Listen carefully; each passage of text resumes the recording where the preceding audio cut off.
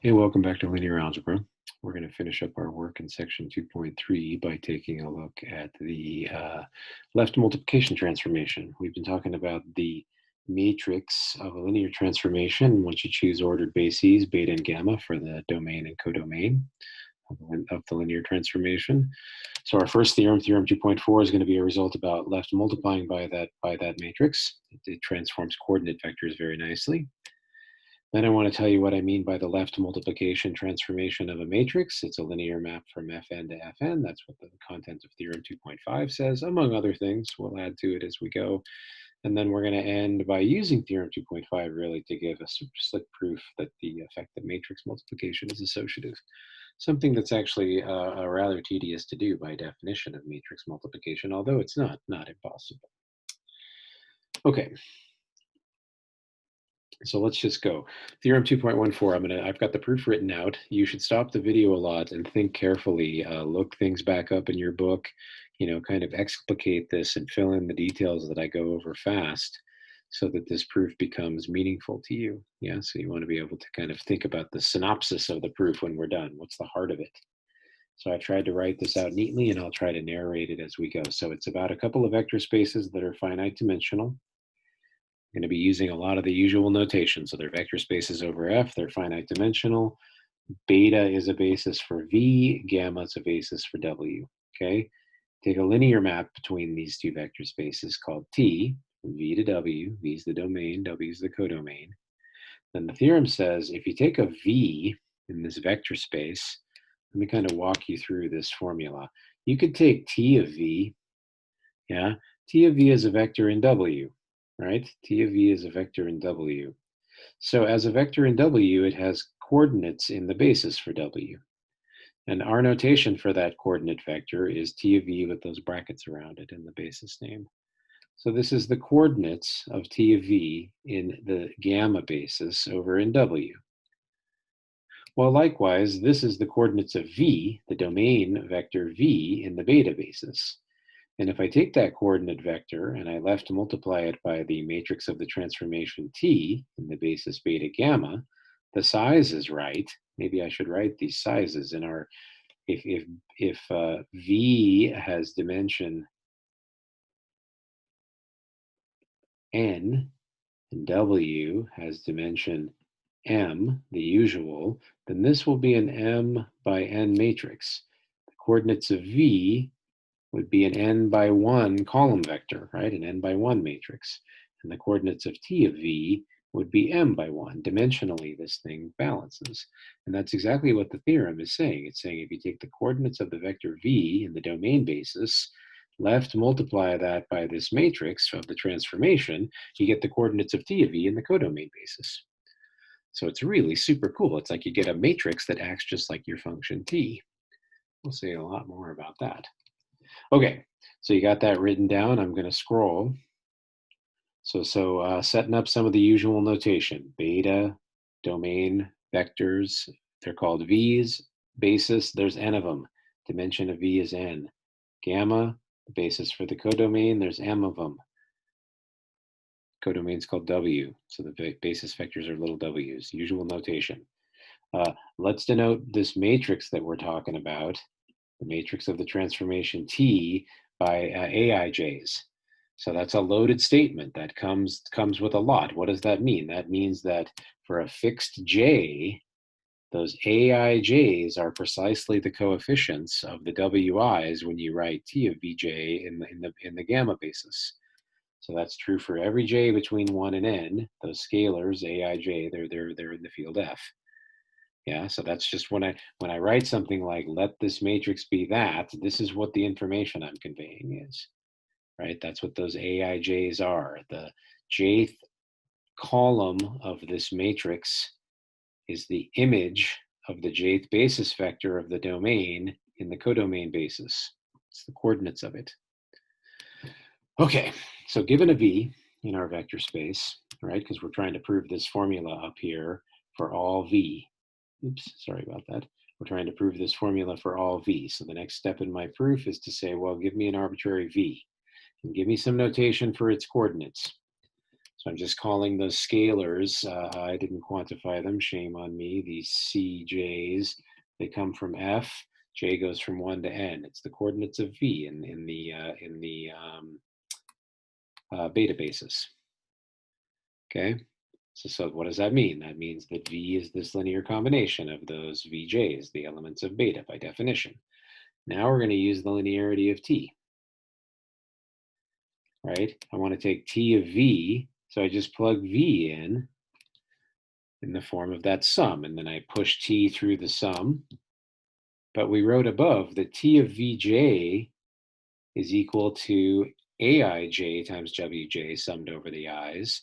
And now I'm just doing some algebra here. Instead of fixing a j in this outer sum and multiplying Cj by the sum over the i's, I'm just fixing an I. I've gathered my terms. I multiply that thing by Wi.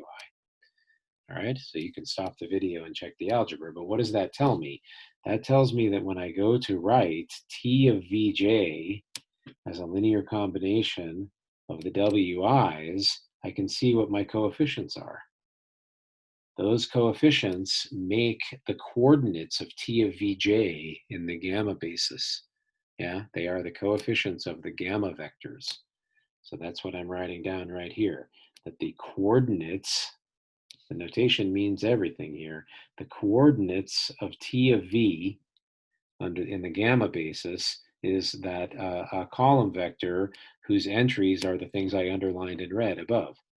So up here, underlined in red, wrong pen. That thing it has one for every I, right? So if you fix I equal to 1, that's the first row. If you fix I equal to 2, that's the second row, and so on. The last row is I equal to m. Those are the coefficients of the Wi's. So that's my matrix of T of V and gamma by definition. Good. Okay, but on the other hand, so park that, you wrote it down. On the other hand, by definition of matrix multiplication, right, if I take the matrix of T in the beta gamma basis and I multiply it by that column vector, remember, T of beta gamma is the Aij's, and our column vector is C1 to Cn.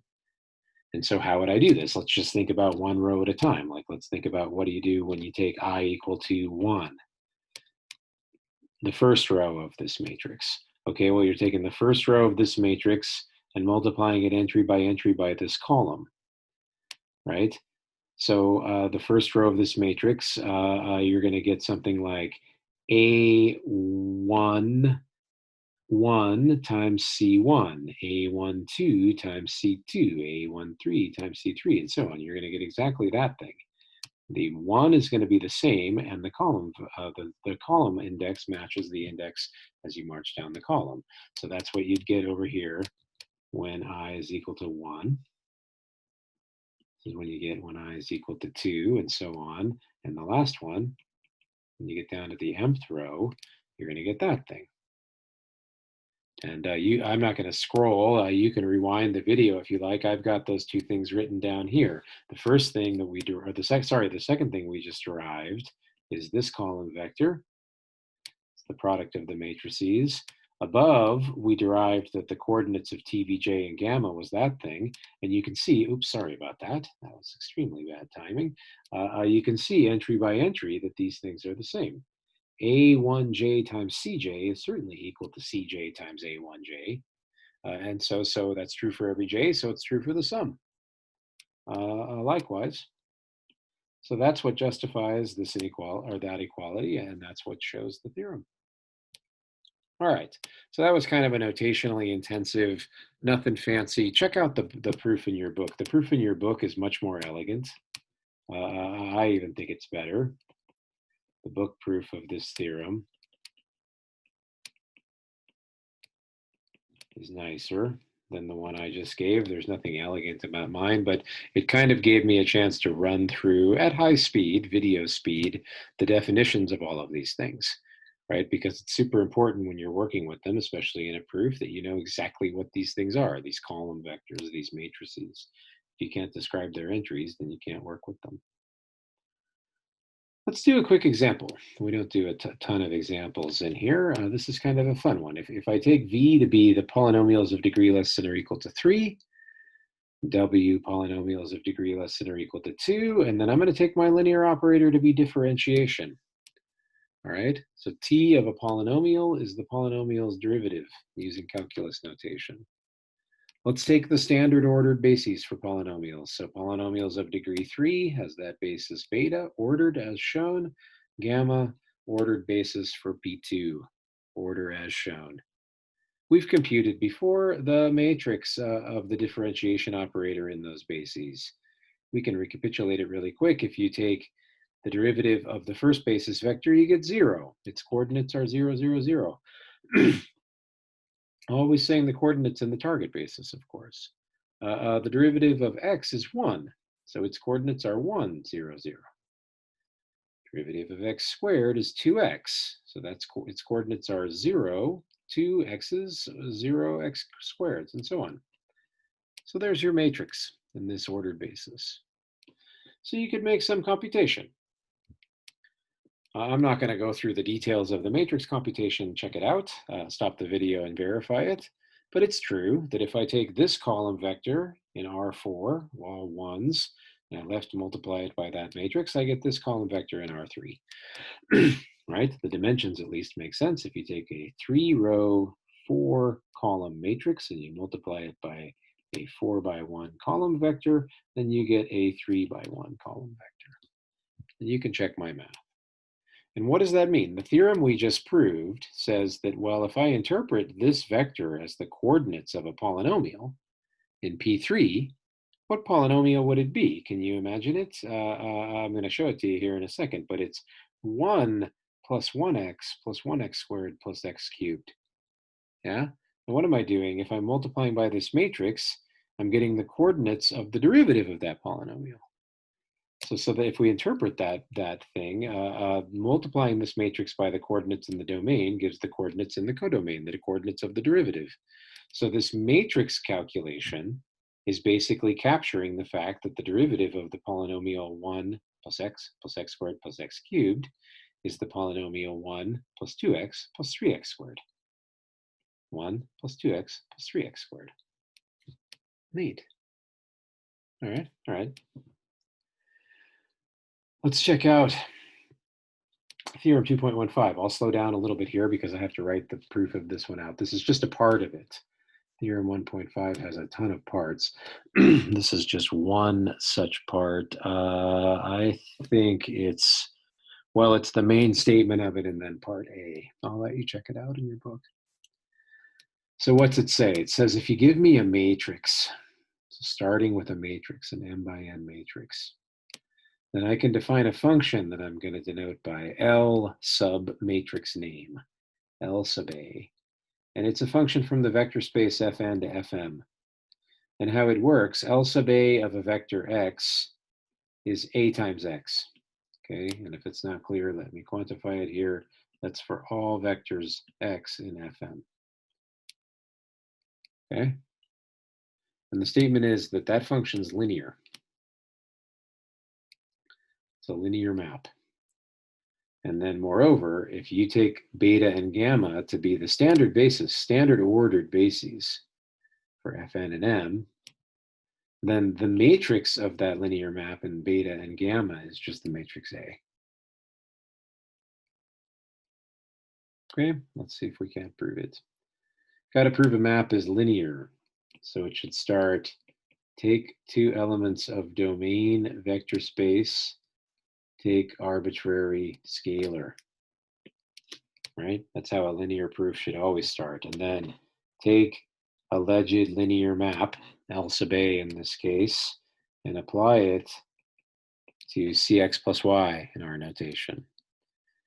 See if that's equal to C times LA of x plus LA of y. See if you can push the map through. So in our case, this matrix acts by left multiplying the vector. But we know from previous work, the matrix algebra that we looked at, I think it's theorem 2.13, but I'm not positive about that, that the matrix algebra works by distributing and scalars come through. right? So that's a property of matrix algebra. But that precisely says that this is C times LA of X plus LA of Y. So it's the LA is a linear transformation because matrix multiplication distributes over addition, and scalars work like that, right? So that's really all I'm just saying, that because of that, left multiplying by a fixed matrix A is linear, right? And what does it take? It takes an n vector because of A's size. We already talked about this above. Or maybe I didn't actually, sorry. If A is m by n and x is n by 1, then LA of x is m by 1. So it's got the right size. Okay? Good. So there's part of it. It's linear. Now let's suppose beta and gamma are these standard ordered bases, and we want to check out the matrix LA. So what do? You apply LA to the jth standard basis vector. That is, you take A and you multiply it by the vector EJ. Okay, well, so what are we going to get? We're going to get some M vector. What's its first coordinate? Well, you take the first row of A and you take its products with the entries in EJ. Well, EJ has all 0 entries except for 1, 1, and that 1, 1 is when you get down to the jth place, the jth row of EJ as a column vector. So the only time you're going to pick up a non-zero entry over here is when you've gone over J spaces. So we're in the first row and we've gone over J spaces. So what are we going to get? We're going to get A1J. And when you do this in the second row, you'll pick up A2J and so on. When you do it in the mth row, you pick up AMJ. You're only going to get the entries in the jth column of A.